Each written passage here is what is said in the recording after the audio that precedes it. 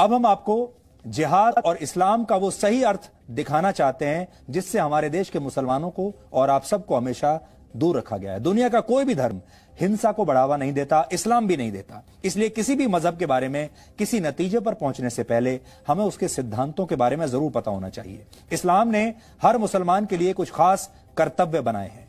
इन्हें इस्लाम के 5 स्तंभ कहते हैं।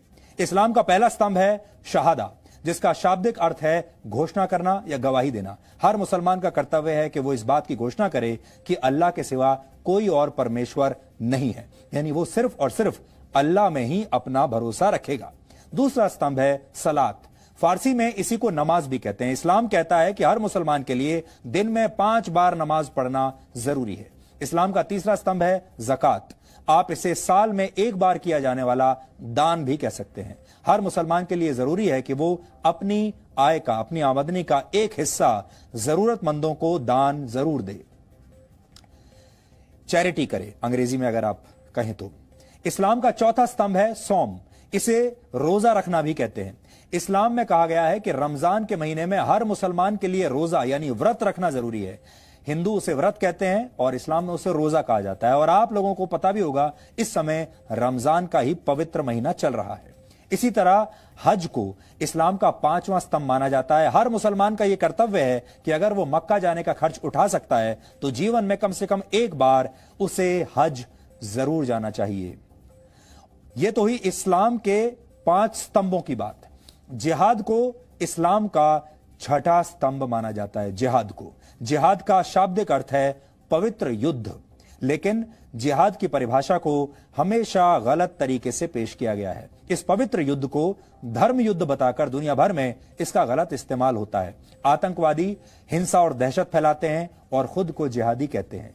कट्टरता को जिहाद बताकर कट्टरपंथी अपने काम को सही ठहराते हैं। आज हम आपको यह बताने वाले हैं कि कौन से काम जिहाद की श्रेणी में नहीं आते। आप इन्हें नोट कर लीजिए ताकि जिहाद के मामलों में आपके तर्क मजबूत बन सके।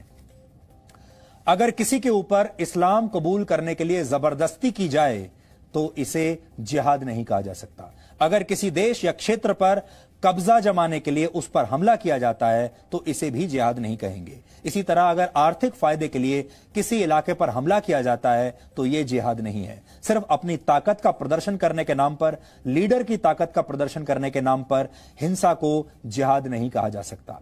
अगर निर्दोष लोगों, बच्चों, महिलाओं की हत्या की जाती है या उनका बलात्कार किया जाता है, इसे भी जिहाद बिल्कुल नहीं कह सकते। और अगर किसी पर हमला करके उसकी संपत्ति का नुकसान किया जाता है, इसे भी जिहाद नहीं कहेंगे। इसी तरह अगर किसी को हराने के लिए जैविक युद्ध का सहारा लिया जाता है तो इसे भी जिहाद नहीं कहा जाना चाहिए।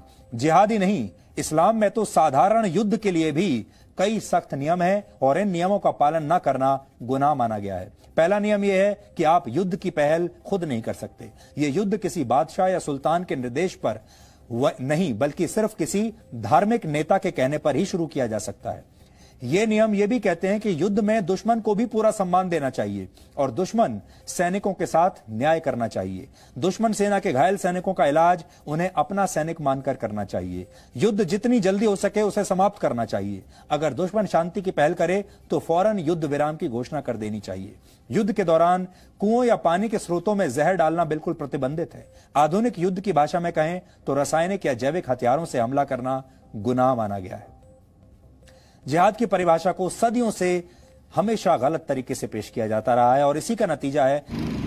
मैंने कुरान मजीद में से 26 वो विवादित आयतें जो आतंकवाद को बढ़ावा देती थी उनको हटाकर और कुरान मजीद के जो सूरे थे वो सीरियल से नहीं थे, उनका क्रम संख्या ठीक करते हुए एक नया कुरान मजीद तैयार कर दिया है। मैंने प्रधानमंत्री जी को उसका एक मॉडल भेजा है अपने पत्र के साथ में और उनसे कहा है कि इस कुरान मजीद को सभी मदरसों में और मुस्लिम समाज में पढ़वाए जाने की व्यवस्था सुनिश्चित कराएं और बहुत जल्द ये कुरान मजीद मार्केट में भी उपलब्ध होगा। जो मैंने सही किया है और यही सही कुरान मजीद है।